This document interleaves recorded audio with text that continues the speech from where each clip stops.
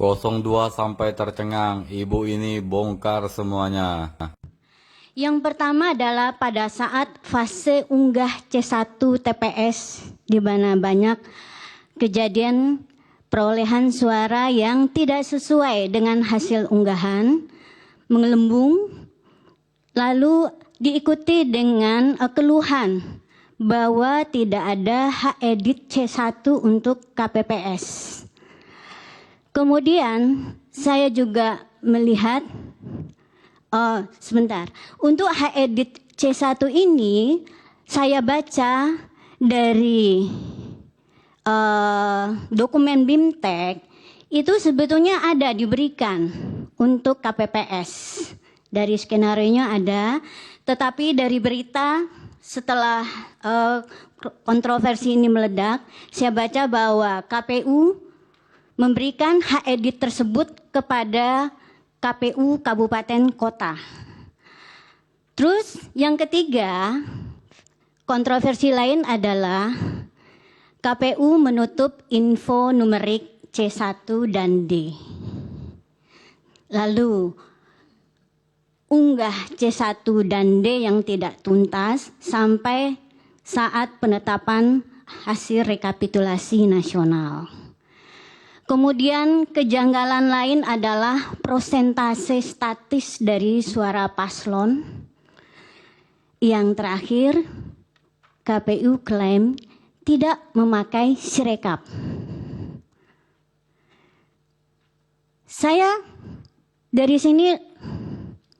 fenomena 3 pertama saja sudah menyimpulkan sesuatu bahwa sudah terjadi perubahan pada kode program. Sehingga hal ini saya simpulkan bahwa kontroversi yang terjadi pada Sirekap adalah by design. Sehingga saya anggap ketika KPU mengabaikan Sirekap dengan berdalih bahwa Sirekap tidak dipakai untuk rekapitulasi berjenjang, maka saya melihat Sirekap sudah menjadi saksi bisu kejahatan pemilu 2024. Sebetulnya fenomena kontroversi sengketa Pilpres kita sudah tahu selalu berulang dari per 5 tahun. Saya ingin membuka kotak Pandora ini dengan pengalaman saya sebagai perekayasa sistem dan juga pengalaman yang dulu sekali waktu saya baru lulus sebagai software engineer. Nah, saya mau memulai bahwa kita perlu tahu semuanya seperti apa rekapitulasi suara berjenjang. Karena ini adalah alur proses ini menjadi dasar dari suatu desain sistem informasi. Desain sistem informasi tidak akan berbeda dengan alur proses bisnis yang berjalan.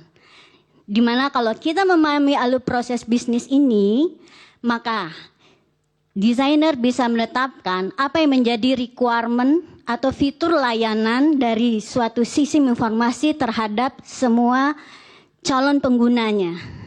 Di sini saya mau menggarisbawahi atau memberi fokus pada fase TPS ya ke kecamatan. Di mana di sini adalah fase di mana C1 itu ada beredar.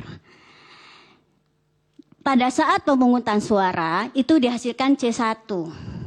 Lalu dilakukan perhitungan ya yang menghasilkan C1. Pada saat pemungutan itu hasilnya adalah kotak suara dan hasil pencoblosan. Lalu dihitung pada fase penghitungan yang menghasilkan C1 hasil. Kemudian dari petunjuk yang saya baca dari Anda unggah bahwa itu KPPS lah yang mengunggah dan disimpan di database Sirekap. Nah, kotak suara dan C1 itu dibawa ke kecamatan. Di sini dilakukan rekapitulasi untuk kecamatan. Dan hasil dari tahapan ini ada yang namanya formulir D dan itu bertahap-bertahap sampai dengan nasional.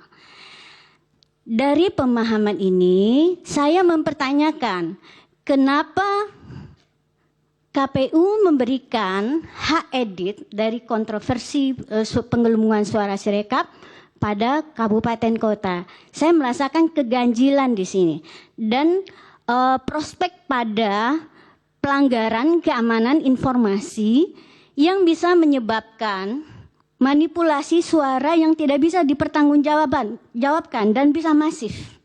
Slide berikutnya. Ini yang merah-merah itu sebagai analis saya